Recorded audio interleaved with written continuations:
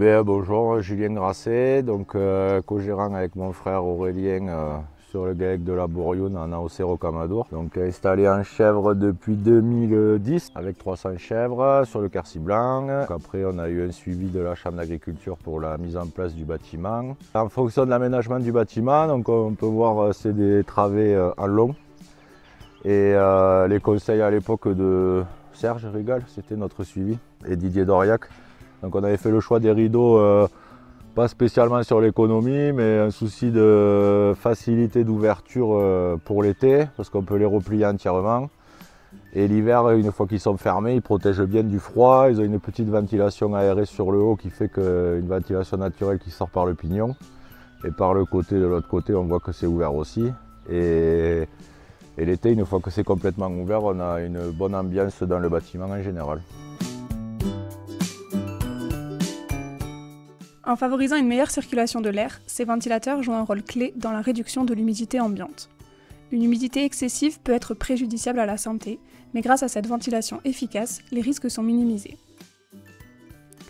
En plus de garantir le confort de vos animaux, cette méthode de ventilation contribue également à améliorer les conditions de travail du personnel en assurant un environnement plus sain. La méthode de ventilation adoptée dans ce bâtiment d'élevage offre de nombreux avantages. Une distribution homogène de l'air, une réduction de l'humidité et un environnement sain.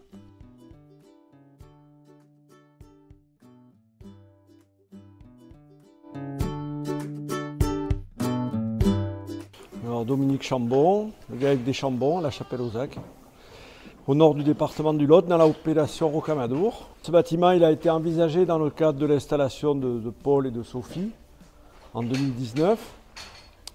C'est un bâtiment préfabriqué en panneaux modulaires qui répond, c'est un modèle qui avait été vu en Poitou-Charentes et qui répond à la problématique à la fois d'isolation et puis d'aération et de ventilation pour les chevrettes. Chez nous, elles y sont dans ce bâtiment dès la phase lactée. Ensuite, au sevrage, on démonte la partie qui sert à l'alimentation lactée pour permettre l'alimentation fourrage grossier et aliments concentrés. Le bâtiment est ventilé de manière statique avec des volets de chaque côté sur le haut des parois latérales du bâtiment et 3 cheminées réparties sur la longueur du bâtiment. Donc c'est un bâtiment qui fait 400 mètres carrés. Je vais vous montrer la sonde de température. Donc ici, le système de régulation de la ventilation, donc, sur lequel on règle un point de consigne et ensuite on peut régler les différents volets et qui sont pilotés automatiquement par la sonde que j'ai montrée tout à l'heure.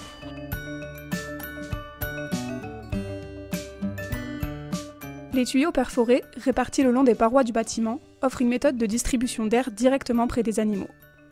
Grâce à ce système, chaque zone du bâtiment bénéficie d'un apport en air frais, favorisant le confort et le bien-être. En acheminant l'air directement dans les parcs, on évite les courants d'air trop forts qui pourraient être préjudiciables. Il convient toutefois de noter que les réglages de ce système peuvent être complexes et nécessitent une attention particulière pour garantir leur efficacité. Une configuration inadéquate pourrait avoir un impact négatif sur la ventilation du bâtiment. Associé du GAEC Ferme Linol depuis 1987. On a installé cette brumisation au cours de la canicule 2003, pendant la canicule de toute façon. Gagner un peu de température sur les journées les plus chaudes et perdre le moins possible de lait, si vous voulez. Moins de baisse de lait pendant les périodes de forte température. Voilà ce qu'on peut constater. Les bêtes boivent un peu moins, pissent un peu moins aussi. Et les inconvénients, c'est l'entretien, c'est l'eau calcaire dans le département. Enfin, la plupart des eaux sont calcaires dans le département du Lot, de toute façon.